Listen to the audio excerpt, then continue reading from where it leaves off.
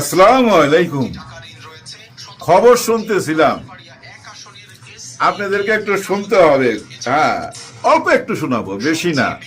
খেলাপি ও সম্পদের পাহাড়ে বিএনপির প্রার্থীরা ঋণের পরিমাণ বিবেচনায় শীর্ষ 10 প্রার্থীর 8 জনই বিএনপি, 2 জন স্বতন্ত্র। মাত্র 10 জন প্রার্থীর কাছে ব্যাংক পাবে প্রায় 13,000 কোটি টাকা। কোটিপতি প্রার্থীতেও এগিয়ে বিএনপি। সম্পদের বিবেচনায় দলটির 71.86% প্রার্থী কোটিপতি।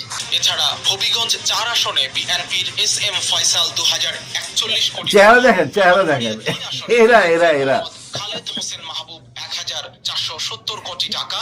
মানিকগঞ্জ 3 আসনে আফরোজা খানম রিতা 1360 কোটি টাকা। আসনে স্বতন্ত্র প্রার্থী মোহাম্মদ শাহ আলম 824 কোটি টাকা। বগুড়া 1 আসনে বিএনপির কাজী রফিকুল ইসলাম 748 কোটি টাকা এবং চট্টগ্রাম 6 আসনে বিএনপির গিয়াসউদ্দিন কাদের চৌধুরী 698 কোটি টাকা। আহারে টাকা, ওরে টাকা তুমি সময় মতো আইলা না, এখন টাকা ছড়াছড়ি তোমার উপরে গড়াগড়ি। ইচ্ছা করলে কিনতে পারি, কিন্তু আমি ভোট কিনুম না। ভোট না কিনা কি আমি জিততে পারুম না। ভোট কিনতে হবে, টাকা লাগবে। সবাই টাকা পয়সা জায়গা মতো রাইখে দিছে তো ভাই। আহারে, 5ই আগস্টের পরে 24-এর দিকে একটু ফ্ল্যাশব্যাকে যান না। ব্যাংকে সবাই দাঁড়ায় থাকতো ঘন্টার পর ঘন্টা। এক বোন তো চিটাগাং থেকে কান্নাকাটি করতেছিল, ওনার বাবা অসুস্থ, অপারেশন করতে হবে, 6 লাখ টাকা লাগবে, ব্যাংক থেকে চাচ্ছে, নিজের টাকা নিজে চাচ্ছে, ব্যাংক দিতে পারতেছে না।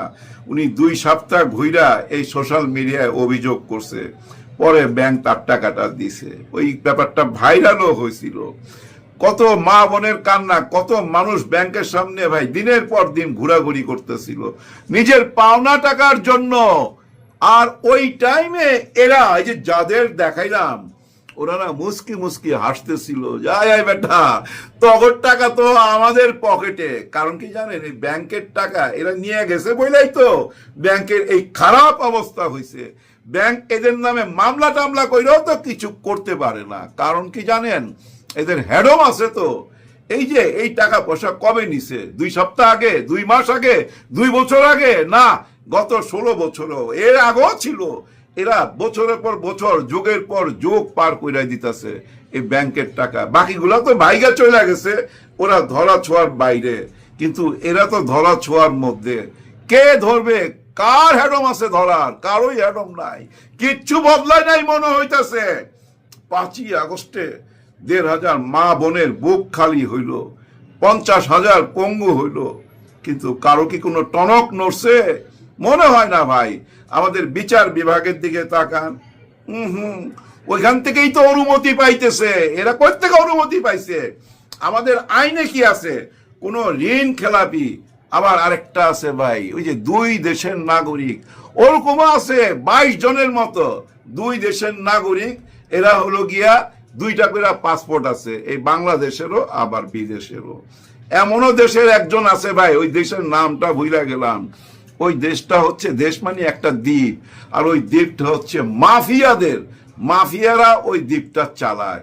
ওইখানকার নাগরিক হয়েছে। পৃথিবীর এত দেশ রাইখা ওইখানে যায় নাগরিক হয়েছে। তার মানে কি জানেন, তার টার্গেটটা, তার নিয়তটা বুঝতে পারেন? এই দেশের টাকা পয়সা সব আবার পার কইরা দিবে। আমরা এত কিছু দেখার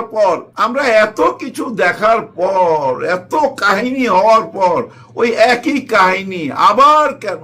হ্যাঁ ভাই, মনে হইতেছে কি জানেন, কপিরাইট দেওয়া উচিত। আমাদের এই রাজনীতিতে না কপিরাইট থাকা উচিত। আমার কথা আপনি কইতে পারবেন না, আপনার কথা আমি কইতে পারব না। আমার আদর্শ আপনি চুরি করতে পারবেন না, আপনার আদর্শ আমি চুরি করতে পারবো না। এরকম কপিরাইট থাকা উচিত। দেখেন, এই যে মনে করেন যে আওয়ামী লীগ যদি একটা কপিরাইট দিয়ে বসে এখন, যে আমাদের কথাগুলা কেন আপনারা বলেন, হ্যাঁ, একটা বড় দল থেকে শুনতে পাচ্ছেন না, যে কথাগুলো আপনারা শুনতে পান, ওই কথাগুলা কি গত 16 বছর শুনতে পান নাই? বুকে হাত দিয়ে বলেন আপনি কি শুনেন নাই ওই কথাগুলা? নিশ্চয়ই শুনছেন। ওই যে 71-এর সেই কার্ডটা খেলছে তো আবার, কিন্তু এই কার্ডের জন্য কপিরাইট কার? এই কার্ড তো ভাই আওয়ামী লীগের। তারা যদি এখন কপিরাইট দিয়া বসে যে আমাদের কার্ড চুরি হয়ে গেছে, দেখছেন রাজনীতি কোথায় চলে গেছে। কিন্তু এতে ভালো হয়েছে ভাই, অনেক ভালো হয়েছে। কারণ কি জানেন, মানুষ বুঝতে পারবে, মানুষ বুঝতে পারতেছে মানুষ আগের মতো নাই ভাই। আগের মতো থাকলে ভাই ওই 5ই আগস্ট আসতো না ভাই। ওই 5ই আগস্টে যারা নাইমে আসছিল রাস্তায়, হয়তো নেতৃত্ব দিছে ছাত্ররা, কিন্তু পিছনে কারা ছিল ভাই যারা এই অত্যাচার সহ্য করছে, জুলুম সহ্য করছে গত 15-16 বছর, তারাই তো নাইমে আসছে। যারা ভাই হাজার হাজার মামলাতে জড়িত ছিল, ঘরে ঘুমাইতে পারতো না, ধান খেতে ঘুমাইতো, মা বাপ ছাড়া বোর মুখ দেখতে পারতো না, সন্তানের মুখ দেখতে পারতো না, তারা কোথায়? তারা তো এই দেশে আছে ভাই, ঘামটি মাইরা আছে, চুপটি মাইরা আছে। ওরাই এখন গুপ্ত হয়ে গেছে, মনের দুঃখে মনের কষ্টে গুপ্ত হয়ে গেছে। এটা মাথায় রাখেন। ওরাই এই ময়দানে নামছিল, এই মাঠে নামছিল। হ্যাঁ, চারিদিক থেকে ঢাকায় শহরে যেভাবে 5 তারিখে ঢুকতেছিল, ওই দৃশ্যটা একবার চিন্তা করেন। ওই দৃশ্যটা আপনারা ভুলে গেলেন এত সহজে। এটাকেই বলে মুনাফিকি ভাই। হ্যাঁ, মুনাফিকি। যারা এইসব অনুমোদন দিচ্ছেন এইসব বাটপাতদেরকে আবার নির্বাচন করার জন্য, আপনারা কি মনে করছেন আমরা কিছু বুঝি না? আপনারা তলে তলে, আপনারা যে তলে তলে টেম্পো চালান এটা আমরা ভালো বুঝতে পারি। বাহির দিয়া দেখান ওই যে এই তোমরা আন্দোলনে বসা যাও, নির্বাচন কমিশনারের সামনে আন্দোলনে বসায় দিল, আন্দোলনে বসায় দিয়া 3টা দাবি তুইলা দিল। আর ভিতরে ভিতরে কিন্তু ওরা এক জায়গায় আছে, ওরাই শিখাই দিছে। কারা? এই নির্বাচন কমিশনারের ভিতরে এমন কেউ আছে যে শিখাই দিছে যে আপনারা মাঠে আন্দোলন করেন, নাইলে যদি আমরা এখন কোনো অনুমোদন দিয়ে দেই আমাদের নিয়ে তো আবার টান দিবে ওই দল, যার জন্য আপনারা আন্দোলন করলে আমরা বলতে পারবো যে ছাত্ররা আন্দোলন করছে, যার জন্য আমরা দিতে বাধ্য হয়েছি। নির্বাচন কমিশনার বলছে না, মনে কষ্ট নিয়ে ওনাদেরকে অনুমতি দিলাম। এটা কোনো কথার কথা কইলেন আপনি? আপনি ওই সিস্টেমের মধ্যে ঢুকাই দিলেন। এরা এই সংসদে যাওয়ার পর ওই এমপি সাইনবোর্ড দিয়া আবার ব্যাংক থেকে লোন নিবে। ব্যাংকে থেকে আগে যারা টাকা চাইছিল ওদের চাকরিও খায় ফেলাইবো তো ভাই, ট্রান্সফার করে দিবে এক জায়গা থেকে আরেক জায়গায়। তুই আমার ডিস্টার্ব করছ, আমার নির্বাচনের সময় তুই বইলা দিস সবাই কাছে যে আমি ঋণ খেলাপি, এই জন্য ওই ম্যানেজারের চাকরি চলে যাবে এই 3 সপ্তাহ পর, এই লোক যদি ক্ষমতায় আসে। আর ব্যাংক তো পুরা খাইয়েই ফেলাবে। আর আজকে যারা সুযোগ কইরা দিচ্ছেন তারা মনে রাখেন, ওই যে একজন নির্বাচন কমিশনারের কথা মনে আছে, কিভাবে তাকে অপমান করা হয়েছিল, কেন করা হয়েছিল? উনি তো আদালতে যায় পরে বলছে যে হ্যাঁ ওই যে বুঝছেন, আমি আর মুখে নাম নিতে চাই না, যেটার মালা দেওয়া হয়েছিল। উনার কথা মনে রাখেন।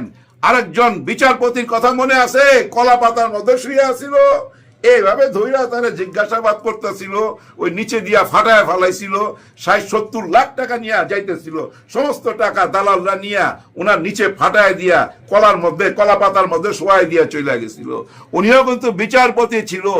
এইটা ভুলা যায় না। আসলে এইসব দৃশ্যগুলো না আমার মনে হয় রাস্তাঘাটে বা এই যে আদালত পাড়ায় টাঙ্গাইয়া দেওয়া উচিত, লাগাই দেওয়া উচিত, ব্যানার দিয়া একদম পাকা পোক্ত করে, যেন বৃষ্টিতে ভিজলেও কিছু না হয়। ওগুলা দেখা উচিত, বারবার দেখা উচিত। দেখলেই তো মনে থাকবে ভাই। হ্যাঁ, চোখের আড়াল হইলে মনের আড়াল হয়ে যেত, ওগুলো এখন ভুইলা গেছে।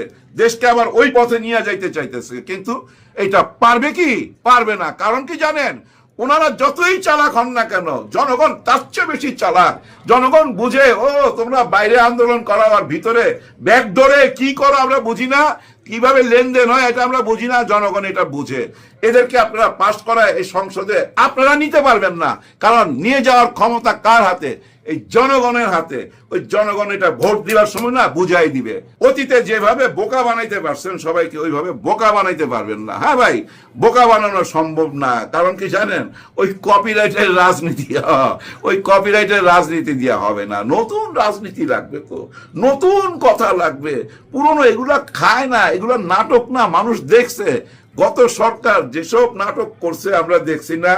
অনেকের বাবাকে গায়েব করে দিয়া, ওই যে পেট ফাইলা সিমেন্টের বস্তা ভইরা এই নদীতে ভাসায় দিয়া, তাদের ছেলে মেয়ে সন্তানকে সামনে রেখা, উনার ওয়াইফকে সামনে রেখা মায়া কান্না কাটতে আমরা দেখছি না? এইসব নাটক তো আমরা দেখছি, তাই না? আমাদেরকে আর বোকা বানানো সম্ভব? বোকা বানানো সম্ভব না ভাই। যদি বোকা হই তাহলে ভাই ধ্বংসের পথে চলে যাবো। হ্যাঁ ভাই, ধ্বংসের পথে চলে যাবো। সত্যি সত্যি ভাই, এমন ভাবে ধ্বংস হমু। কেমন ভাবে ধ্বংস হমু? ভূমিকম্পের মাধ্যমে। এমন একটা ভূমিকম্প হবে, দেখবেন সব কিছু ধ্বংস হয়ে গেছে। হ্যাঁ, ভূমিকম্পের কথা কেন বললাম? ভূমিকম্পের কথা কিন্তু আমরা ভুলি নাই। হ্যাঁ, ভূমিকম্পের কথা কেন হঠাৎ বললাম, এটাও আপনারা নিশ্চয়ই বুঝা ফেলাইছেন। আমি জানি আপনারা অ্যাডভান্স, কারণ এগুলো আপনারা দেখতেছেন ফেসবুকে, আমিও দেখছি। কি বলছে উনি? খারাপ কিছু তো বলে নাই, পাপ বাইয়া গেছিল, ওই জন্য ওই ভূমিকম্পটা হয়েছে। আর সেই পাপটা কি? যে ওই যে বেহেশতের টিকিট বিক্রি করা, সেটা তো মহাপাপ। এই পাপ যারা করছে তারা তো ওই কাফেরের পর্যায়ে পড়া যায়, তাই না? ওই জন্য ওই ভূমিকম্প হয়েছে। আর এই ভূমিকম্প যেন আর না হয়, তার জন্য কি করতে হবে? এই পাপীদেরকে রুইখা দাঁড়াইতে হবে। এই পাপীদেরকে ভোট দেওয়া যাবে না। কোন পাপী বুঝছেন তো? কাদের কারণে এই যে ভূমিকম্পটা হয়েছে? যারা বেহেশতের টিকিট বিক্রি করছে। একদম ঠুনকো একটা কথা, মাঠ পর্যায়ে হয়তো কেউ কিছু বলছে, কিন্তু জামাতে ইসলামের ইশতেহারে এই কথাটা যদি থাকতো যে আমরা বেহেশতের টিকিট বিক্রি করি, তাহলে এই কথাটা বলা যায়। একবার মাঠ পর্যায়ে কে কি বললো ওইটাকে তুইলা আনতে হবে কেন আমি জানি না, কিন্তু মাঠ পর্যায়ে যদি খোঁজ খবর নেন, শত শত ভিডিও আছে। এই কথা সবাই বলছে, বাদ নাই ভাই। আমার তো মনে হয় জামাতে ইসলামের হয়তো 5 জন বলছে, আর 95 জনই কিন্তু ওই বড় দল থেকে বলছে। এটা আপনারাও জানেন, সবকিছু ওই সোশ্যাল মিডিয়াতে আছে। সোশ্যাল মিডিয়ার কথা যখন বললাম, একটা কথা বলি, এই সোশ্যাল মিডিয়াকে জায়গা থাকতে হবে। হ্যাঁ ভাই, আগামী কিছুদিন জায়গা থাকতে হবে, প্রতিবাদ করতে হবে, মুখ খুলতে হবে। কিছু না পারলে ভাই কমেন্টের মধ্যে জানাইবেন মনের কথা। কারণ কি জানেন? এই পৃথিবীটা ভাই ধ্বংস হবে জালিমবাজদের হাতে। এটা ঠিক না। জালিমবাজরা এই পৃথিবীটাকে ধ্বংস করবে, এটা ঠিক না। ঠিক কোনটা জানেন? যারা এই জালিমবাজের জুলুম দেখা মুখ বন্ধ করে ছিল, প্রতিবাদ করে নাই, কোনো কথা বলে নাই, মুখ খুলে নাই, এই জুলুমবাজদের জুলুম দেখা যারা মুখ বন্ধ করেছিল, তাদের কারণে এই পৃথিবীটা ধ্বংস হবে। এটা মনে রাখেন। যার জন্য প্রতিবাদ করতে হবে। সবাই সবকিছু বলার অধিকার আছে, যে যা ইচ্ছা তাই বলুক, মানুষ বুঝা নিবে। হ্যাঁ ভাই, আপনার কথা দিয়ে বুঝা নিবে যে আপনার উচ্চতা কতটুকু, এটা মানুষ বুঝতে পারে ভাই। একদম সাধারণ জ্ঞানের ব্যাপার। আপনার চাল চলন, হাঁটা চলা ফিরা, কথাবার্তায় বুঝা নিবে যে আপনার মাপটা কি। মাপটা যদি ওই লেভেলের না হয়, তাহলে তো হবে না। কারণ কি জানেন? খেলা তো চলতেছে সেই লেভেলে। হায় হায়, গানটা কি বানাইছে ভাই, মনটা ছুঁয়ে গেছে, সবাই মন ছুঁয়ে গেছে। এরকম একটা গান যদি সিনেমায় থাকে না জানেন, ওই সিনেমা সুপার ডুপার হয়ে যায়। ধরে নেন 100 কোটি টাকার কাছাকাছি ব্যবসা করে ওই সিনেমাটা। এরকম একটা গান যদি হিট থাকে, এরপরেও কিন্তু অনেক গান আসতেছে, আরো গান আসবে, কিন্তু আপনারা দেখবেন এরপরেও না অনেক চমক দেখবেন। সবচেয়ে বড় চমকটা কোথায় জানেন? আমাদের পুলিশ ভাইদের, র্যাব ভাইদের, আর্মি ভাইদের, ওনাদের চমকটা দেখার বাকি আছে।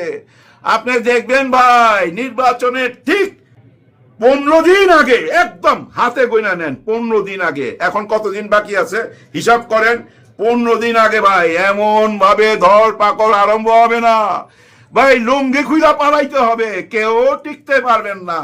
যার নামে ওয়ারেন্ট আছে সেও ধরা খাবে, এবং ওই গোয়েন্দা রিপোর্ট আছে যার নামে, সেও ধরা খাবেন। যার জন্য দেখেন অনেকেই এখন সামনে এসে বলতেছে, কে বলতেছে? চরমনাই পীর সাহেব বলতেছে সবাইকে গড়পড়তা ধরা যাবে না, যারা আসামি তাদের ধরা যায়, সবাইকে ধইরা ভয় ঢুকানো যাবে না, তাহলে নির্বাচন ফেয়ার হবে না। কারণ কি জানেন? ওই যে আসামিরা যদি পালায় চলে যায় লোকাল জায়গা থেকে, তাহলে তো জোর কইমা যাবে। ওই লোক বল কইমা যাওয়ার ভয়ে বলতেছে যে সবাইকে গড়পড়তায় ধরা যাবে না। উনি কেন বলতেছে? উনাকে দিয়ে বলানো হচ্ছে। হ্যাঁ ভাই, উনাকে দিয়ে বলানো হচ্ছে। মনে করেন কোন এজেন্সির চাপে উনি কিন্তু সইরা গেছিল, হ্যাঁ ধইরা নেন কোন এজেন্সির চাপে, কিন্তু চইলা যায় কি ভালো হয়েছে না মন্দ হয়েছে, এটা এখন আয়নার মতো পরিষ্কার। আমরা কথায় বলি না, 10-এর লাঠি 1-এর বোঝা, বলি না ভাই? 10-এর লাঠি 1-এর বোঝা। আবার এইটাও বলি, 10-এ মিলে করি কাজ, হারি জিতি নাহি লাজ। কখনই কি আমরা বলি 11-র লাঠি 1-এর বোঝা, বা 11 জন মিলে করি কাজ, হারি জিতি নাহি লাজ? সুর মিলে, ছন্দ মিলে, কবিতা মিলে না, কবিতা ছন্দ আসে না। হ্যাঁ ভাই, 11, 12, 13 ওই জন্যই 10। তার মানে কি জানেন, এই 11 জন সন্ধি কইরা 10কে এমন পর্যায়ে ফেলে দিছে, 10 মাইন্ড কইরা চইলা গেছে, মানে মাইন্ড করার পর্যায়ে নিয়ে ঠেলা দিছে। অর্থাৎ মাইন্ড করে যেন এমন কিছু কার্যকলাপ করছে 10 জনে মিলা, উনি যেন চইলা যায়। আর উনি চইলা যাওয়াতে উপকারটা কি হয়েছে, উনি কিন্তু বইলা বেড়াইতেছে এরা শরিয়া আইন মানে না। কে মানে না? জামাত ইসলাম শরিয়া আইন মানে না, এরা মুসলমান না। এই কথাটা এত সুন্দরভাবে কাজে লাগছে জামাতের জন্য, জামাতকে এখন আর ওই দৃষ্টিতে কেউ দেখে না, সবাই মনে করতেছে প্রগতিশীল দল। হ্যাঁ, কারণ ওরা শরিয়া আইন মানে না।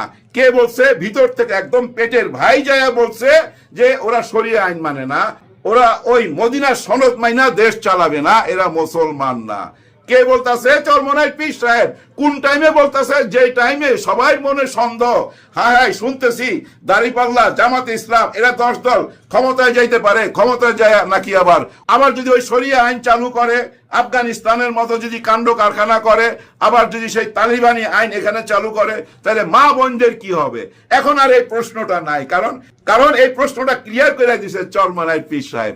এই জন্য ওনাকে আমি সবসময় থ্যাঙ্কস জানাই। এর আগের ভিডিওতে থ্যাঙ্কস জানাইছি, আজকেও আমি থ্যাঙ্কস জানাইলাম। আবার থ্যাঙ্কস জানাইতে চাই আমি তারেক রহমান সাহেবকে, ওনাকে আমি একটা ধন্যবাদ দিতে চাই। কারণ উনার বক্তব্যের মধ্যে একটা জায়গায় এসা, মানে শেষের দিকে একটা জায়গায় এসা উনি বলছে আল্লাহ রসুল নবীজির আইন যেমন ছিল সে আইন মাইনা উনি দেশ চালাবে। এই কথাটা উনি নিজেই বলছে, নিজের মুখে বলছে। দেখছেন কত বড় পরিবর্তন।